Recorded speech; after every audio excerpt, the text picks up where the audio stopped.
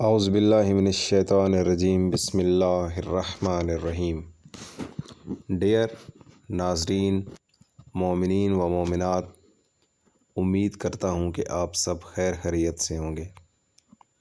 آج نہج البلاغہ خطبہ نمبر 35 کا اردو ترجمہ آپ مومنین کے ساتھ شیئر کرنے کی سعادت حاصل ہوئی ہے۔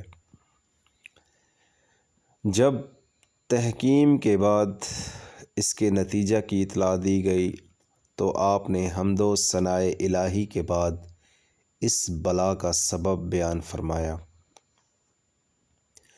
ہر حال میں خدا کا شکر ہے، چاہے زمانہ کوئی بڑی مصیبت کیوں نہ لے آئے اور حادثات کتنے ہی عظیم کیوں نہ ہو جائیں، اور میں گواہی دیتا ہوں کہ وہ خدا ایک ہے، اس کا کوئی شریک نہیں ہے اور اس کے ساتھ کوئی دوسرا معبود نہیں ہے، اور حضرت محمد صلی اللہ علیہ وآلہ وسلم اس کے بندہ اور رسول ہیں۔ خدا کی رحمت ان پر اور ان کی آل پر۔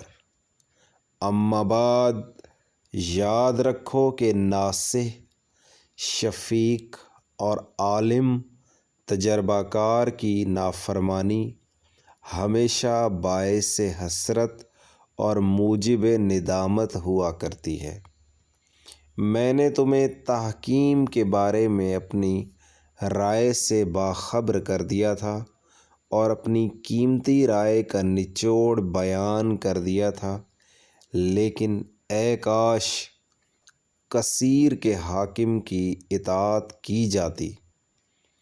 تم نے تو میری اس طرح مخالفت کی جس طرح بدترین مخالف اور عہد شکن نافرمان کیا کرتے ہیں، یہاں تک کہ نصیحت کرنے والا خود بھی شبہ میں پڑ جائے کہ کس کو نصیحت کر دی، اور چکماک نے شعلہ بھڑکانا بند کر دیے۔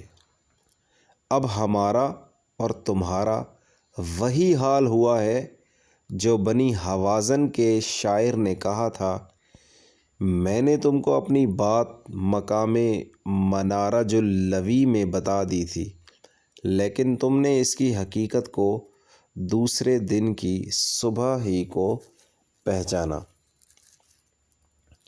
خطبہ کافی معنی خیز فصاحت و بلاغت سے بھرا ہوا ہے، جو کہ اس طرف اشارہ کر رہا ہے کہ انسان کو اپنے آپ پر غور و فکر کرنی چاہیے، اور مولا اس میں فرماتے ہیں کہ نصیحت میں ایسے لوگوں کو کر رہا ہوں کہ جن پر نصیحت کا اثر ہی نہیں ہوتا یا نصیحت وہ لینا ہی نہیں چاہ رہے۔ تو آج بھی ان خطبوں کی بہت ضرورت ہے۔ دعا ہے کہ اللہ تعالی ہمیں 5 وقت کا نمازی بنائے، والدین کا فرما بردار بنائے، اور دین اور دنیا کی کامیابیاں عطا کرے۔ جزاک اللہ۔